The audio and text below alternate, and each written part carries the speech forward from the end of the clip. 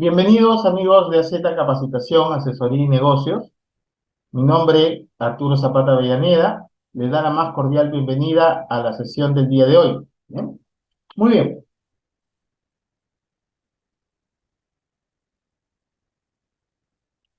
Vamos a ver a continuación, siguiendo con el desarrollo del tema de los procesos de alimentos, cómo es que se da el tema de los procesos de alimentos de acuerdo a lo que prescribe el Código Procesal Civil. Bien, recordemos que este Código Procesal Civil ha tenido varias modificatorias y ahora se encuentra vigente el texto único ordenado. En tal sentido, el proceso de alimentos se encuentra regulado básicamente en el Código Procesal Civil, el que establece reglas simples en virtud de la aplicación de la Ley 28.439, que es la ley que simplifica las reglas del proceso de alimentos. Sus características principales en el Código Procesal Civil son, primero, que los procesos de alimentos son competencia de los juzgados de paz letrados. Asimismo, la demanda, que ya sabemos que ahora se presenta a través de un formulario, puede interponerse en el domicilio de la parte demandante o de la parte demandada.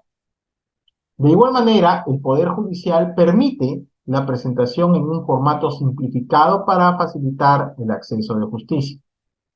Bien, no se requiere para tal efecto la firma necesariamente de abogado, no se requiere.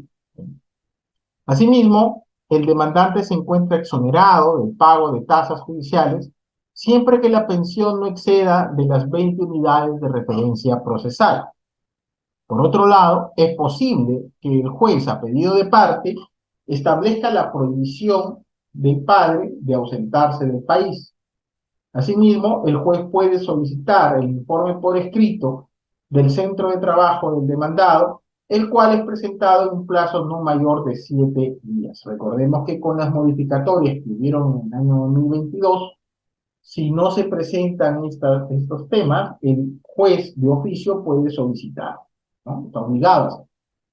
Ahora, el juez no admitirá la contestación si el demandado no acompaña la última declaración jurada sobre impuesto a la renta o el que la sustituya, o en su defecto de la certificación jurada de sus ingresos. Ya sabemos también que con las modificatorias implementadas en el ordenamiento jurídico para el proceso de alimentos a partir del año 2022, el juez asume ahora un rol de investigador más activo.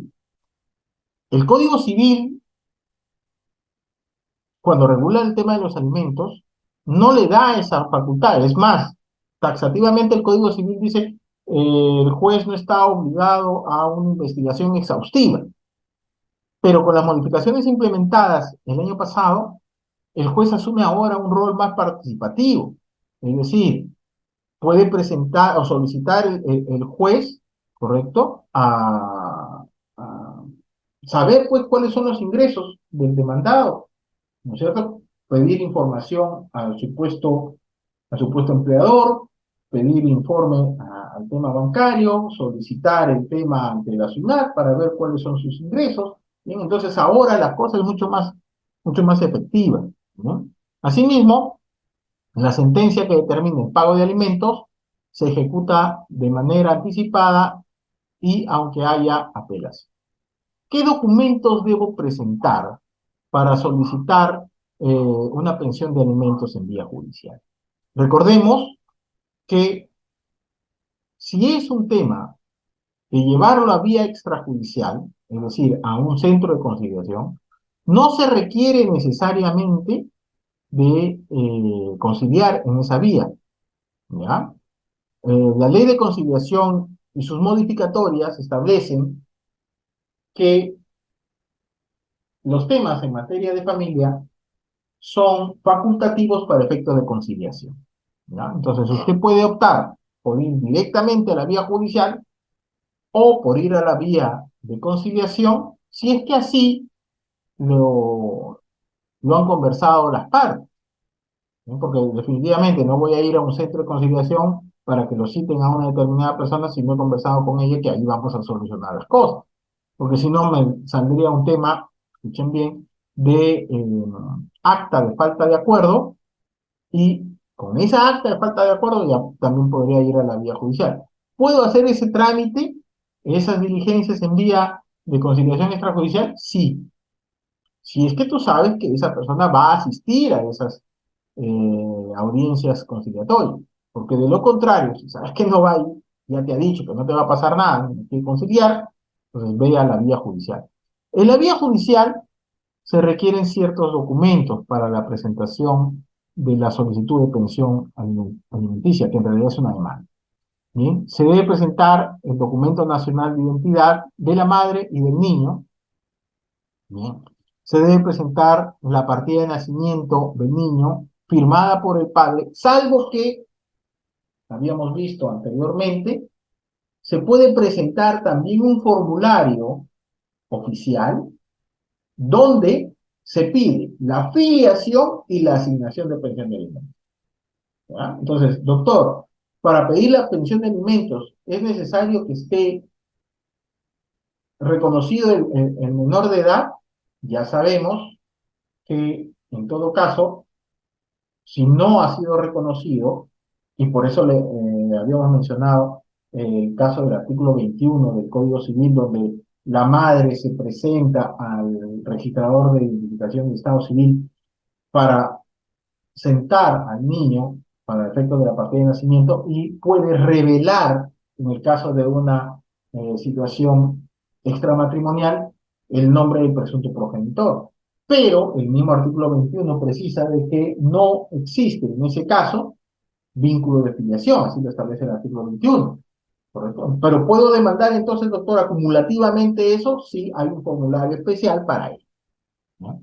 Ahora, se debe también realizar la relación de pagos en educación, en salud, en ropa, en alimentos, en recreación para el menor de edad. Lo mismo sucede en los casos de adultos mayores. Recordemos que existen formularios para menores de edad, asignación de alimentos, pensión de alimentos a menores de edad. Existen formularios para la asignación de pensión de alimentos a favor de un adulto mayor. Y existe también ese formulario que les acabo de mencionar, donde se puede acumular la afiliación y la asignación de alimentos. En el caso de los menores de edad, se guía o se sigue el Código de los Niños y Adolescentes, que establece un proceso único, simplificado. Para el caso de los adultos mayores, se sigue de acuerdo a lo que establece el Código Procesal Civil. Para ello hay un proceso sumarísimo. ¿Ya? Y para el caso en el que se va a acumular la pretensión de filiación y además la asignación de alimentos, ahí se sigue un proceso especial. ¿Ya? En cuanto a la información del padre, debe señalarse en esos formularios el nombre y apellidos y el número de DNI y la dirección del demandado, así como la información sobre su centro de trabajo, cargo, tiempo de servicios, entre otros, y los ingresos mensuales, ya sea en calidad de sueldo o de rentas o de otros tipos de ingresos. En el caso de lo que es el proceso, esta demanda de alimentos se sigue ante los juzgados de paz letrado del distrito judicial donde reside la demandada. El proceso puede demorar aproximadamente dentro de 8 a 10 meses. Y se puede solicitar la pensión de monto fijo o en monto porcentual de la remuneración. Yo aconsejo que sea monto fijo cuando no existe un ingreso mensual establecido, ¿correcto? Cuando los ingresos son de manera periódica y no sabemos exactamente cuáles son, ¿bien? Ahí se pide de manera fija.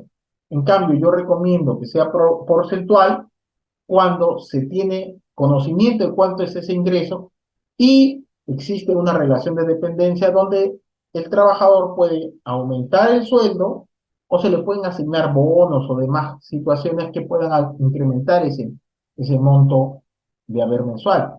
En esos casos yo recomiendo el tema de lo que es el porcentaje. Ahora, para efectos de la ejecución, en la demanda se puede solicitar hasta el 60% de los ingresos bien que viene a constituir el máximo de lo que se puede afectar a las posibilidades económicas del demandado. Luego, el menor de edad, bien, puede recibir la pensión hasta los 28 años. Aquí hay que tener cuidado. Eso lo establece el artículo 424 del Código Civil. Sin embargo, hay que entender que se tiene ese derecho hasta los 28 años cuando la persona ha seguido estudios, bien, para una profesión o un oficio de manera exitosa. No define el código o las leyes que se entiende de manera exitosa. En todo caso, ha sido la jurisprudencia quien ha sentado ciertos parámetros para ello, pero ciertamente la ley señala que es hasta los 28 años de edad. Doctor, si yo, mi padre me ha venido asistiendo y yo ya tengo 27 años y ya terminé la carrera hace un par de años, ¿está obligado a seguirme manteniendo? Definitivamente que no, porque ya corresponde a usted que saque su bachillerato y estará listo para poder defenderse por sí mismo, ¿ya? Doctor, entonces mi papá no me puede dar la maestría, si es que él quiere que lo dará, pero como un tema de liberalidad, pero no está obligado, ¿ya? El artículo 424 del Código Civil precisa ese tema de la edad hasta los 28 años. Ahora, el incumplimiento del pago de la pensión puede sancionarse hasta con 3 años de pena privativa de libertad por comisión de la omisión a la asistencia familiar, en cuyo caso la prisión es efectiva, ¿ya? Ahora, en el tema del Código Procesal Civil, eh, los temas por alimentos se da a través de la vía del proceso sumarísimo. El artículo 546 del Código Procesal Civil señala que se tramitan como proceso sumarísimo los siguientes asuntos contenciosos y precisa el primero de ellos el de alimentos. Establece en su artículo 547 la competencia, señalando que los jueces de paz letrados conocen los asuntos referidos en el inciso 1 del artículo 546. Y asimismo, habla de una normatividad supletoria. Señala que es aplicable a este proceso lo dispuesto por el artículo 476 con las modificaciones previstas en este capítulo. Repito aquí esto. Si es un tema de menores de edad, el tema de los alimentos se siguen de acuerdo a lo que prescribe el Código de los Niños, Niñas y Adolescentes. ¿Sí? Por otro lado, ¿bien? Si es un tema de otro tipo de situación, ¿bien? En este caso hay que tener bastante cuidado. ¿Ya? Hay que tener ahí bastante cuidado porque eh, se sigue a través de otro tipo de normas. ¿Bien? Muy bien. Ahí hay que tener entonces cuidado con esa.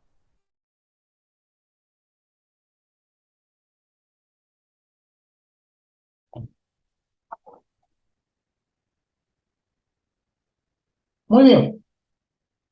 El artículo 550 del Código Procesal Civil hace referencia a los plazos especiales del emplazamiento y advierte que para los casos previstos en el tercer párrafo del artículo 435 relacionados al emplazamiento a un demandado indeterminado o con residencia ignorados, los plazos serán de 15 a 25 días respectivamente. Para el caso de la inadmisibilidad o improcedencia de la demanda, el artículo 551 del Código Procesal Civil señala que el juez, al calificar la demanda, puede declarar su inadmisibilidad o improcedencia con arreglo a lo dispuesto en los artículos 426 y 427 respectivamente. Asimismo, si declara inadmisible el juez la demanda, concederá al demandante 3 días para que subsane el tema de lo que es la omisión o el defecto, bajo percibimiento de archivar el expediente. Esta resolución es inimpugnable. Si declara improcedente la demanda, le ordenará la devolución de los anexos presentados. Recuerden ustedes que es diferente la situación de inadmisibilidad que el de improcedencia. Y en ambos casos, si algo es una demanda o una pretensión es inadmisible, se podrá subsanar. En el caso de los menores de edad y, de acuerdo a lo que prescribe el Código de los Niños y Adolescentes, esa declaración de inadmisibilidad debe el juez emitirla en la audiencia. ¿Por qué? O hasta la audiencia. ¿Por qué? Porque cuando es un tema de menores de edad, el juez advierte el defecto, ¿correcto? Y le concede al demandante plazo para subsanar hasta el momento de la audiencia, diferente de lo que ocurre con lo que prescribe el Código Procesal Civil. Recordemos que para el caso del Código Procesal Civil es de aquellos casos en los que se regula el proceso de alimentos a favor de mayores de edad. ¿Ya? Entonces ahí tenemos esa situación.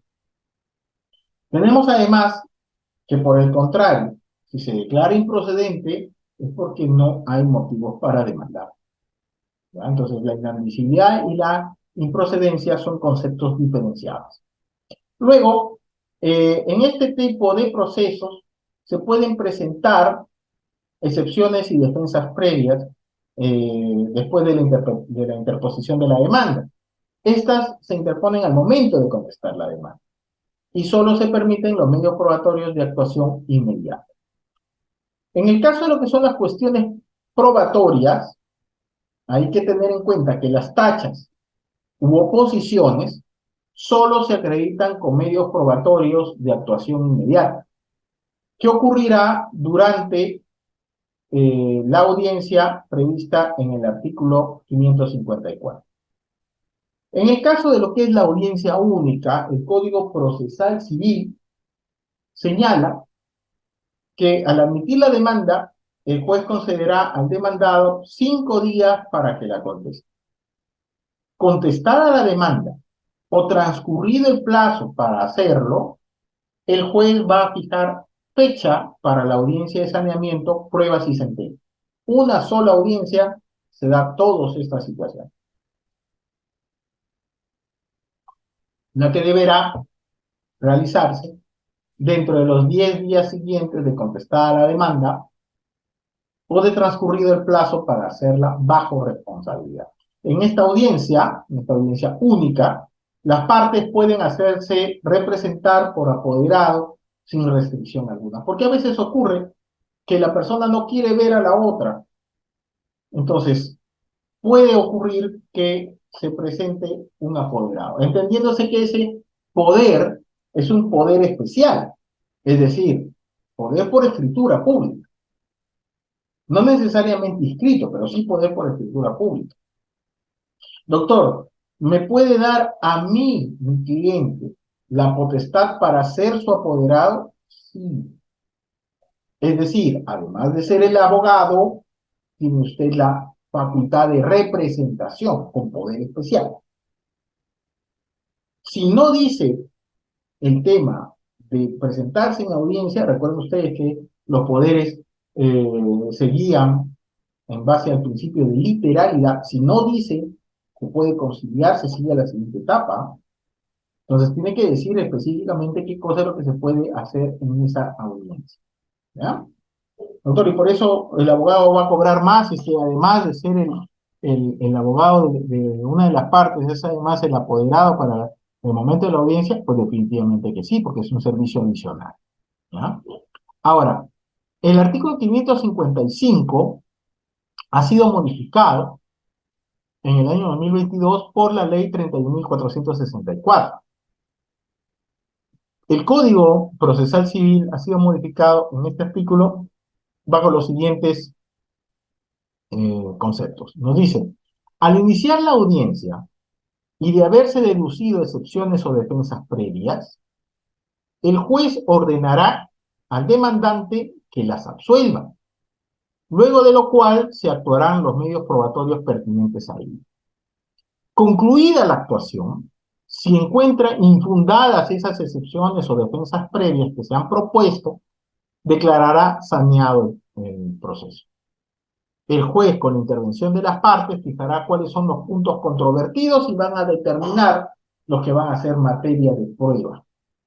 A continuación, rechazará cuáles son los medios probatorios que considere inadmisibles o improcedentes.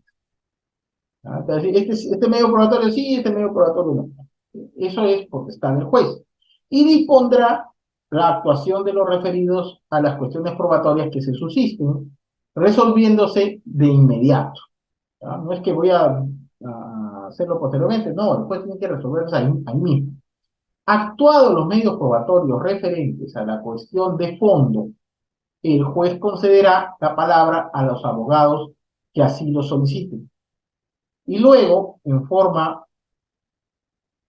inmediata y de manera oral, ¿bien?, concederá la palabra a los abogados que así lo soliciten. Y luego, en forma inmediata y oral, hace conocer a las partes el sentido del fallo de la sentencia, en ese mismo acto, en esa misma audiencia. ¿Ya? Dentro de los 5 días siguientes, el juez va a notificar por escrito a las partes con el íntegro de esa sentencia. Luego, el artículo 556, que ha sido también modificado en el año 2022 por la ley 31.464, hace mención de que hace mención a la apelación. Y precisa, en este sentido, que la resolución citada en el último párrafo del artículo 551 del Código Procesal Civil, la que declara fundada una excepción o defensa previa, y la sentencia, son apelables con efecto suspensivo dentro del tercer día de notificadas. Hay que tener ahí atención al tema de los plazos. Se exceptúa de esta regla a la sentencia en el proceso de alimentos, la cual es apelable sin efecto suspensivo. Las demás resoluciones son solo apelables durante la audiencia, sin efecto suspensivo y con la calidad de diferidas, siendo de aplicación el artículo 369 del Código Procesal en lo que respecta a su trámite. Y precisa además este artículo 557 sobre la regulación supletoria, donde se señala que la audiencia única se regula supletoriamente por lo dispuesto en este código para la audiencia de pruebas. Asimismo, el artículo 558, también modificado por la ley 31.464, se refiere al trámite de la apelación con efecto suspensivo, señalándose que el trámite de los recursos de apelación con este efecto o sin efecto suspensivo se sujetan a lo que establece los artículos 376 y 377 del Código Procesal Civil, respectivamente.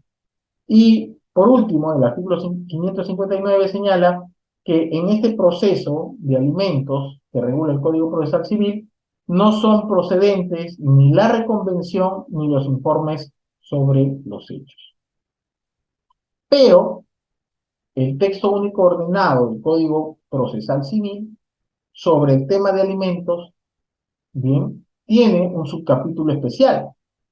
En tal sentido, la norma adjetiva establece, para efecto de lo que es la competencia procesal, que es competente el juez de paz letrado para conocer los alimentos con o sin reconocimiento expreso de paternidad en primera instancia. Y que será el juez de familia quien va a conocer los alimentos en grado de apelación de los juzgados de paz letrados como segunda instancia definitiva. Entonces, primera instancia, ¿cuál es? Juez de paz letrado. Segunda instancia, ¿cuál es? Juez de familia. La vía procedimental para el caso de los menores de edad es proceso único, tal como lo señala el Código de los Niños y Adolescentes. Para el caso de menores de edad con mayores de edad, la vía también es proceso único. Y para el caso de los mayores de edad, la vía procedimental es la vía sumarísima. El Código Procesal Civil habla de proceso sumarísimo, ¿ya?, y de proceso único para el caso de los niños y adolescentes. En ambos casos se da la demanda, se da la contestación a la demanda, se da la audiencia única, y en esa audiencia única debería expedirse la sentencia de manera oral y a más tardar a ser notificada de manera física a los justiciados. Y también se da la apelación. Para el caso de la segunda instancia, la apelación, correcto, deberá ser revisada por el juez de familia, deberá haber un dictamen del Ministerio Público, se señala vista de la causa y se emite sentencia de segunda instancia, con lo cual queda culminada la vía judicial y se señala el tema de una sentencia que debe ser consentida y pasa a la fase de ejecución. Recordemos que en caso de alimentos no hay calidad de cosa juzgada, ¿ya? Ahora, el proceso sumarísimo, de acuerdo a lo que prescribe el Código Procesal Civil, va más o menos de esta manera. Se presenta la demanda, se da el plazo de 5 días para la contestación y contestada la demanda, se dan 10 días para la audiencia única. En esa audiencia única se da el tema de la conciliación. Si no procede la conciliación, se pasa a la etapa de saneamiento y actuación de pruebas. Y a máximo 10 días debería darse la sentencia. ¿Bien? Aunque ahora ya sabemos que esa sentencia debe ser realizada en la misma audiencia con los cambios incorporados por la ley 31.464. Ahora, para el caso de la competencia especial, corresponde el conocimiento del proceso de alimentos al juez del domicilio del demandado o del demandante a elección de este último. ¿Ya? El demandante va a elegir o si demanda en el domicilio donde él vive, el demandante vive o la demandante vive, o donde domicilia el demandado. El juez, en todo caso, rechazará de plano cualquier cuestionamiento de la competencia por razón de territorio. En el caso de la representación procesal, ejercen representación procesal de acuerdo al artículo 561, el apoderado judicial del demandante capaz, el padre o la madre del menor alimentista, aunque ellos mismos sean menores de edad. Nos dice además el tutor o el curador. Esa parte del padre o la madre del menor alimentista, aunque ellos sean menores de edad, es un tema de capacidad de ejercicio adquirida, de acuerdo a lo que prescribe el libro primero del Código Civil. ¿Ya? Entonces hay que tener en cuenta y ir a revisar ese tema en el Código Sustantivo. También tienen representación procesal el tutor, el curador, los defensores de menores a los que se refiere el Código de Niños y Adolescentes, el Ministerio Público, en su caso, así como los directores de los establecimientos de menores y los demás que precise, en todo caso, la ley.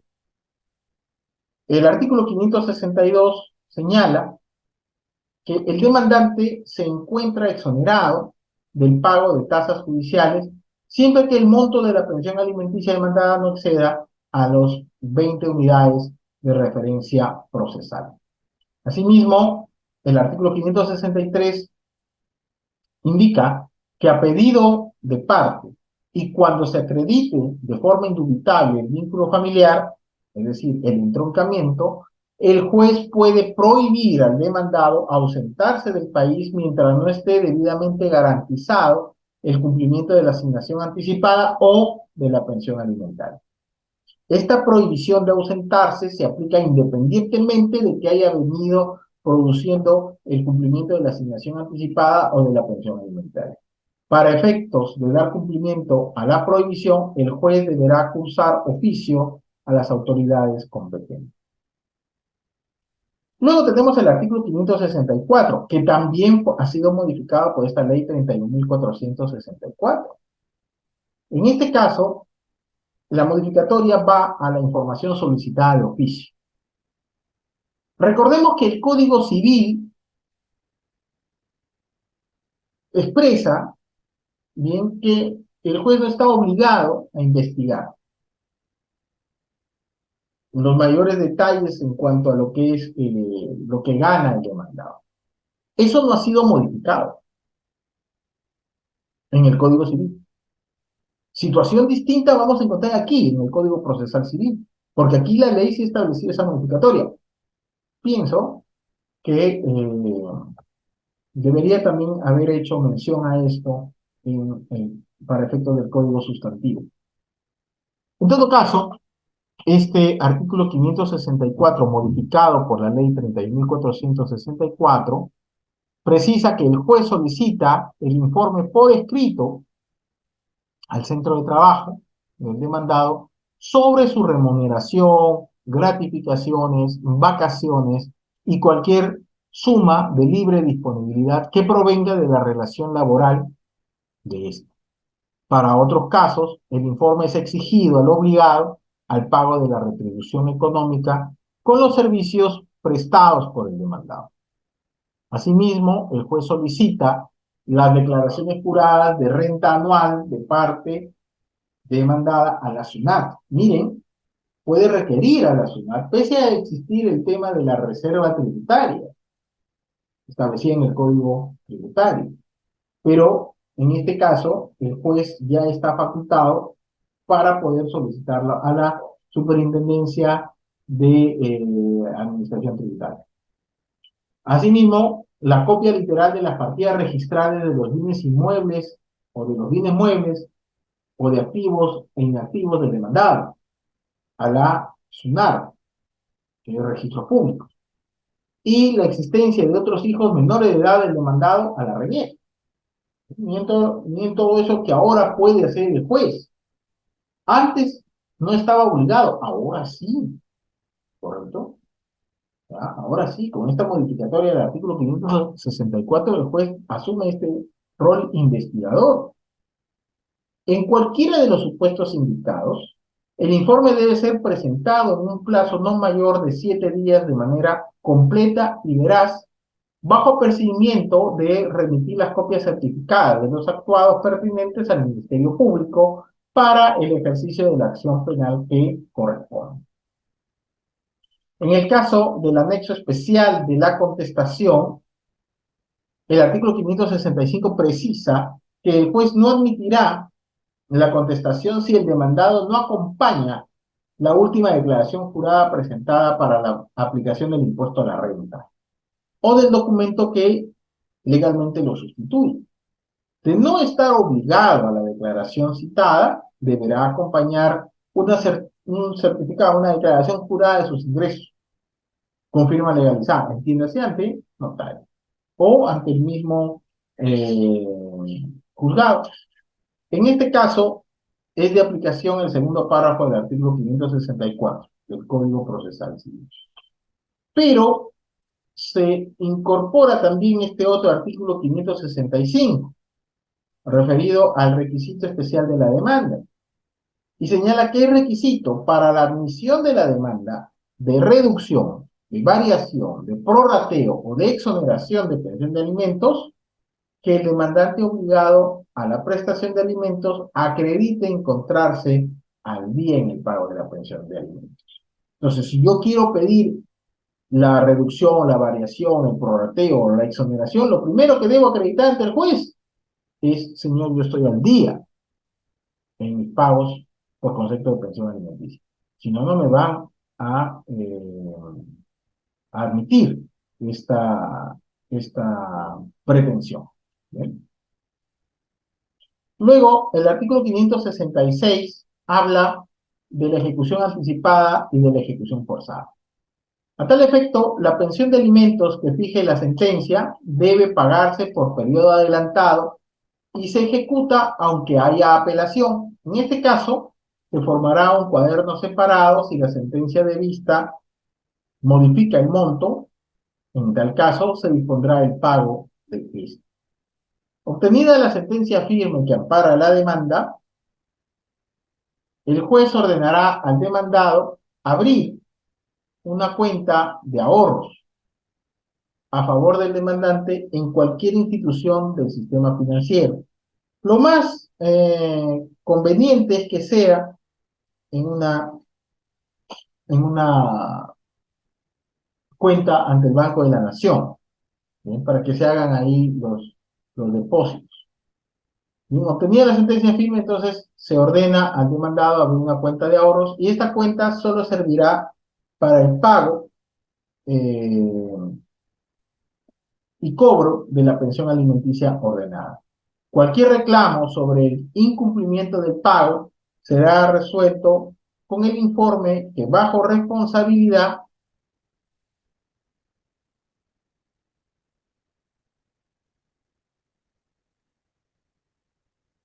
bien, con responsabilidad emitirá la sentencia final, la entidad financiera a pedido del juez sobre el movimiento de la cuenta.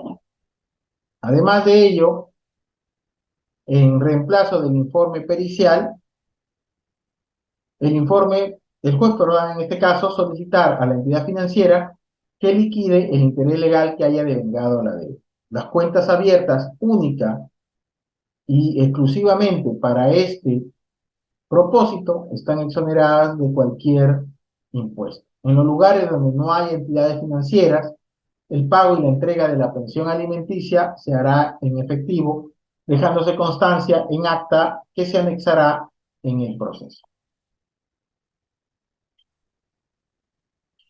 Luego tenemos este otro artículo, el artículo 566A, que señala que si el obligado, luego de haber sido notificado para la ejecución de sentencia firme, no cumpliera con el pago de los alimentos, el juez, a pedido de parte y previo requerimiento a la parte demandada, bajo apercibimiento expreso, remitirá copia certificada de la liquidación de las personas, de las pensiones devengadas y las resoluciones respectivas al fiscal provincial penal de turno, a fin de que proceda con arreglo a las atribuciones que le confiere la norma. Dicho acto sustituye el trámite de interposición de denuncia penal. Ahora, el artículo 567 habla de los intereses y de la actualización del valor. A tal efecto, la pensión alimenticia genera intereses. Y con prescindencia del monto demandado, el juez, al momento de expedir sentencia o de su ejecución, debe actualizarlo a su valor real. Para tal efecto, tendrá en cuenta lo que dispone el artículo 1236 del Código Civil. Esta norma no afecta las prestaciones ya pagadas. Puede solicitarse la actualización del valor, aunque el proceso ya esté sentenciado. La solicitud deberá ser resuelta con citación del obligado a la pensión. En cuanto a la liquidación, el artículo 568 del Código Procesal Civil señala que concluido el proceso, sobre la base de la propuesta que formulen las partes, el secretario del juzgado practicará la liquidación de las pensiones devengadas y de los intereses computados a partir del día siguiente de la notificación de la demanda, atendiendo a lo ocurrido en el cuaderno de asignación anticipada. Desde la liquidación se concede traslado al obligado por el plazo de 3 días para que conteste. Y con su contestación o sin ella, el juez deberá resolver al respecto. Dicha decisión puede ser apelable sin efecto suspensivo. Los temas que se devenguen posteriormente deberán pagarse por adelantado. ¿Qué ocurre, doctor, si el día de mañana yo presento mi demanda de alimentos y me la declaran infundada? Entendiendo que estamos bajo la aplicación del Código Procesal Civil. En este caso, si la sentencia es revocada, declarándose infundada total o parcialmente la demanda, el demandante está obligado a devolver las cantidades que haya recibido, porque si no estaríamos frente a un tema de enriquecimiento indebido, más sus intereses legales con arreglo a lo que dispone el artículo 567 del Código Procesal Civil. En cuanto al prorrateo, el artículo 570 señala que cuando se demanda el prorrateo de alimentos, corresponde conocer del proceso al juez que realizó el primer emplazamiento. Mientras se tramita el proceso de prorrateo, el juez puede señalar provisionalmente, a pedido de parte, las porciones que debe percibir cada demandante de la renta afectada. En cuanto a lo que dispone el artículo 571, señala que las normas de este subcapítulo de alimentos, en el tema de lo que son los procesos sumarísimos, ¿bien?, son aplicables a los procesos de aumento, de reducción, de cambio de la forma de prestación de la obligación alimenticia al prorrateo, a la exoneración y a la extinción de la pensión de alimentos. En cuanto a la garantía establecida en el artículo 572, mientras esté vigente la sentencia que dispone el pago de alimentos, es exigible al obligado la constitución de una garantía suficiente a criterio del juez. Recuerden ustedes que puede haber una garantía real y pueden haber garantías personales. Pero durante el tiempo de pandemia se dio el tema del ingreso virtual de demanda de alimentos a través de esta resolución administrativa 082-2020-CE-PJ, donde se señalaba que para demandar alimentos solo bastaba con ingresar el formulario de demanda de alimentos virtual. Obviamente había que llenarlo de la manera adecuada, primero aceptando la declaración de veracidad de los datos consignados, después se colocaban los datos del demandante, luego se colocaban los datos de la persona para quien se solicitaban los alimentos, se colocan los datos del demandado y las instituciones que brindan defensa gratuita se contactaban con el demandante. ¿Bien? Ahora, además de ello, bien, tenemos este tema del formulario electrónico, donde para recepcionar las denuncias de violencia y demanda de alimentos, simplemente ibas a la página web. La Corte de Moquegua fue precisamente quien inició estas, digámoslo así, novedosas en aquel momento, eh, ideas innovadoras para poder presentar el tema de las demandas por alimentos en los tiempos del COVID-19. Pero en el año 2020 también se dio este tema del proceso simplificado y virtual de pensión de alimentos a través de la directiva 007-2020-CE-PJ. Y esta resolución administrativa, bien, es importante porque aprobaba esta forma de llevar el proceso. Dice, el 4 de junio del año 2020, el Poder Judicial aprobó esta directiva 007-2020, que fue el proceso simplificado y virtual de pensión de alimentos para niños, niñas y adolescentes. En ella se establecían algunas características adicionales para el caso del proceso de alimentos. Por ejemplo, la demanda presentada en el formato aprobado para estos efectos, ya la hemos revisado anteriormente, se registra en el Sistema Integrado del Poder Judicial y el cargo de la impresión de la misma. Asimismo, se dispone la utilización de una mesa de partes electrónica, que es lo que más o menos ha quedado también hasta ahora. La demanda no presentará todos los requisitos, no se declara la inadmisibilidad, sino que se admite a trámite y se otorga un plazo para subsanar. Que ya hemos visto con las modificatorias, ese plazo ha sido ahora establecido a través de la ley 31.464 y se puede subsanar los temas hasta el mismo momento de la audiencia.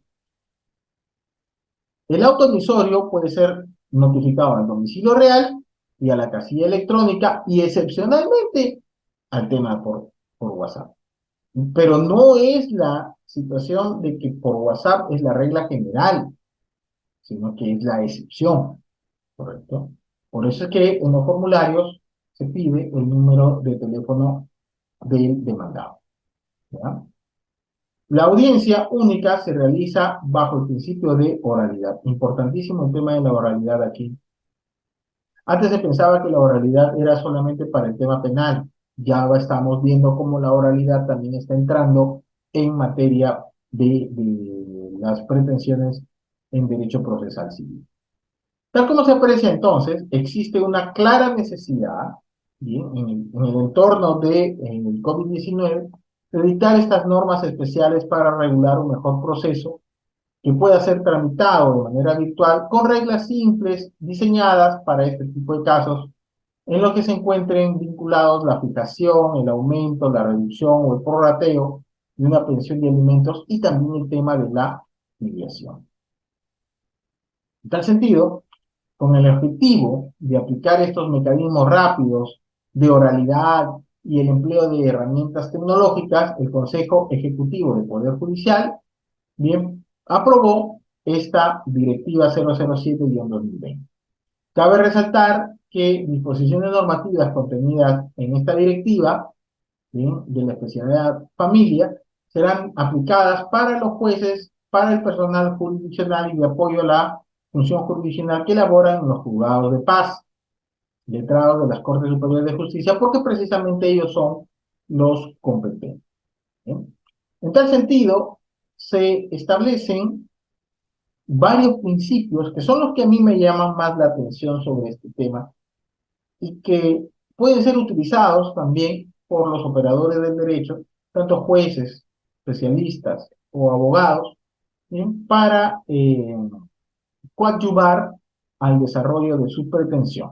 ¿Bien? Por ejemplo, los principios que se consideran en este proceso simplificado y virtual es primero el interés superior del niño, que lo encontramos también en el título preliminar del Código de los Niños y Adolescentes. Pero debe entenderse en este caso que el juez tiene la obligación de garantizar que el derecho alimentario de la niña, niño y adolescente sea una consideración primordial, considerando su desarrollo integral. La niña, niño y adolescente tienen el derecho a ser escuchados en el proceso de alimentos en función a su edad y su grado de madurez, entendiendo que es en la audiencia única donde se debe escuchar a los menores de edad.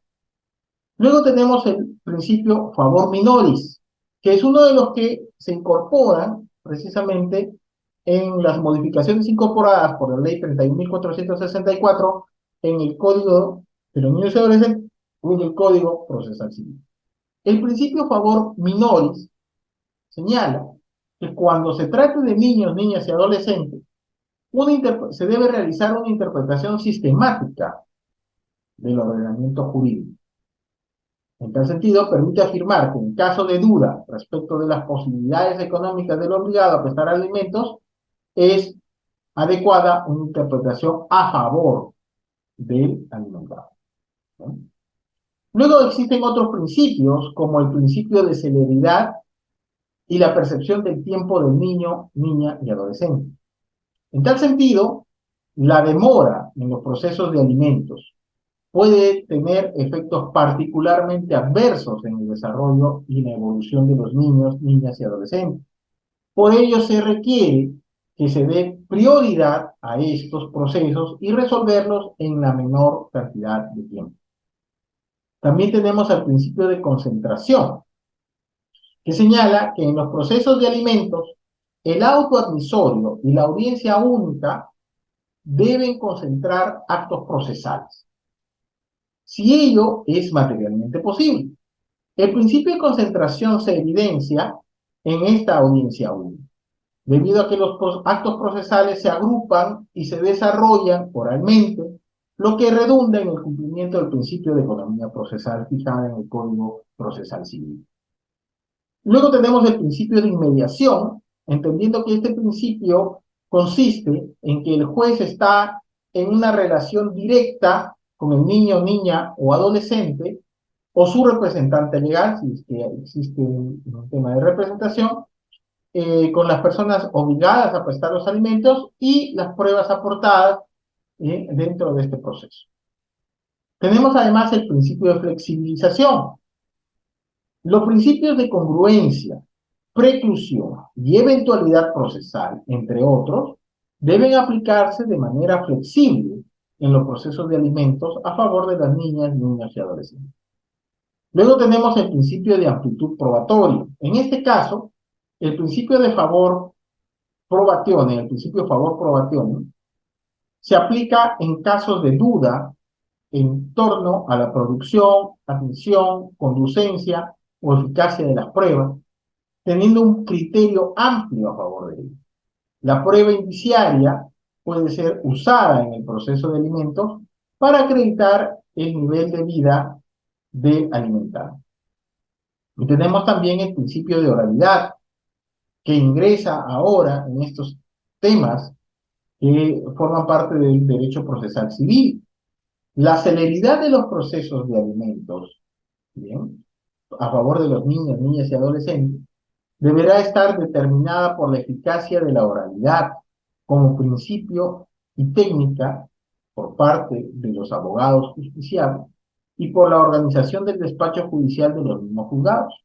Entonces ahora hay que empaparse bien de los temas para efectos de los procesos judiciales. En tal sentido, bien, la directiva señala cómo es que se debe hacer este proceso simplificado. Bien, en primer lugar, el demandante puede emplear el formulario físico o electrónico de demanda de alimentos y el formulario de demanda de aumento de pensión de alimentos, bien que están establecidas en las resoluciones administrativas aprobadas por el Poder Judicial. La demanda se registra en el sistema integrado judicial y el personal de mesa de partes imprime el cargo del ingreso del documento, en el que se deberá consignar de manera automática el código de digitalización. Asimismo, se usa la mesa de partes electrónica para el caso de los distritos judiciales que ya la hayan implementado. Recibida la demanda de alimentos, el juez califica y si advierte alguna omisión o defecto sea subsanable para efectos de posteriormente poder declarar una improcedencia, no declara, perdón, una inadmisibilidad, no declara la inadmisibilidad inmediatamente, sino que lo admite a trámite y concede al demandante el plazo para que subsane en el desarrollo del proceso. Y como ya sabemos, se puede realizar hasta en el mismo momento de la realización de la audiencia única. Luego, verificados los requisitos de la demanda, el juez emite resolución disponiendo, primero, la admisión de la demanda, la fecha para la realización de la audiencia única, el emplazamiento al demandado, y en caso de existir medios probatorios que requieran ser obtenidos para su actuación en la audiencia única, el juez ordenará de oficio, en decisión inapelable, los requerimientos efectivos, bien para poder acopiar los medios probatorios que requiere para la decisión final. Asimismo, el juez puede ordenar prueba adicional y su incorporación al proceso. Asimismo, puede ordenar que se oficie al empleador del demandado a fin de poder obtener pruebas referidas a la capacidad económica del demandado. Ahí es cuando asume ese rol investigatorio más activo. El juez además podrá y procurará en todos los casos dictar de oficio la medida cautelar de asignación anticipada, ¿bien?, a favor de los niños, niñas y adolescentes. El especialista legal notificará del auto admisorio a la casilla electrónica y al domicilio real, según corresponda, y excepcionalmente, como ya hemos visto, por WhatsApp o por correo electrónico. Admitida la demanda y sin perjuicio del control de admisibilidad de los medios probatorios, ¿bien?, que realice en su oportunidad procesal respectiva, el juez podrá dar por ofrecido los medios probatorios y otorga el traslado al demandado para que conteste. El juez no admitirá la contestación de la demanda si el demandado no cumple con presentar la declaración jurada de renta o documento sustitutorio o certificación jurada de ingresos, de acuerdo a lo que prescribe el ordenamiento jurídico, que es con la firma legalizada, bajo apercibimiento de seguirse el proceso en su rebeldía. Cabe señalar que la contestación de la demanda se deberá notificar físicamente, pero con los cambios que han habido, también puede hacerse de manera excepcional por teléfono, que es el tema de WhatsApp. Y luego, el artículo 6 de la norma señala cómo es que se debe realizar esta audiencia única, en la cual deben concentrarse las etapas de saneamiento procesal, de conciliación, de fijación de puntos controvertidos, la etapa probatoria y decisoria. Todas esas actividades deben hacerse ahora en la audiencia única, ¿ya? El juez de paz letrado puede realizar la audiencia única también de manera virtual. Y esta se inicia con la acreditación de las partes o de los apoderados y de sus abogados, debidamente apersonados en la etapa postulatoria, y luego se emite la resolución que admite el escrito de contestación de la demanda, se verifica si reúne todos los requisitos. O, en todo caso, si no hay, se da la resolución de rebeldía y admite a trámite la contestación de la demanda, si es que así fuera, ¿bien? Y se hace entrega al demandante de la copia del escrito de contestación y de sus anexos, otorgándole, en este caso, un tiempo prudencial para la revisión de los medios probatorios ofrecidos. La rebeldía será declarada con o sin la asistencia del demandado. Si es con la asistencia del demandado, Obviamente podrá, en todo caso, impugnarla. El juez permitirá incorporar los medios de prueba que serán oralizados previo traslado de la parte contraria. En esta audiencia única se efectúa además un debate oral, ¿bien?, entre las partes procesales, demandante y demandado. Y sobre dichas exposiciones, el juez va a dirigir las actuaciones procesales y emite sentencia. Por ejemplo, en ese momento podrá determinarse que sí, pues ese es mi hijo, pero ya, allá, usted reconoce, sí, sí, señor juez, es mi hijo, pero no figura así en la partida, no, en el acta. Notifique, establezca hace que el demandado ha reconocido al hijo. ¿Se dan cuenta? Hay que tener mucho cuidado, ¿ya? Eh, en ese tema del debate oral. Si el demandado no concurre a la audiencia, a pesar de haber sido debidamente notificado, ¿bien?, el juez procederá a emitir la decisión final, auto o sentencia en el mismo acto de la audiencia, atendiendo a la prueba que se haya actuado. Si el demandante y el demandado ambos no concurren y existen todos los medios probatorios, el juez podrá resolver sin necesidad de la presencia de las partes, porque obviamente lo que interesa no son los justiciables, sino en base al interés superior del niño, el que interesa es el menor. ¿Eh? Llevado a cabo la etapa de saneamiento procesal, conciliación, fijación de puntos controvertidos y actuación probatoria, los abogados deben realizar sus alegatos de manera oral. Tienen que oralizarlo. Entonces, ya no es ese tema de que me reservo mi derecho para poder presentar los alegatos de manera escrita. No, ahí mismo. ¿Ya? En caso haya conciliación y esta no lesiona los intereses del niño, niña o adolescente, se dejará constancia de esto en el acta y esta tendrá el efecto de cosa juzgada. En el desarrollo de esta audiencia única, el juez debe promover la oralidad de los medios probatorios. Las partes procesales, mediante los alegatos orales, participan activamente en el proceso e incluyendo la participación de los menores de edad. Las actuaciones realizadas en audiencia única, salvo la etapa de conciliación, son registradas en audio y video, utilizando cualquier medio apto que permita garantizar fidelidad, conservación y reproducción de su contenido. Las partes tienen derecho a la obtención de las respectivas copias en soporte electrónico y la grabación de la audiencia única virtual se incorpora al expediente y se registra en el sistema. Durante la audiencia única o habiéndose concluido con los alegatos, el juez inmediatamente emite sentencia de forma oral.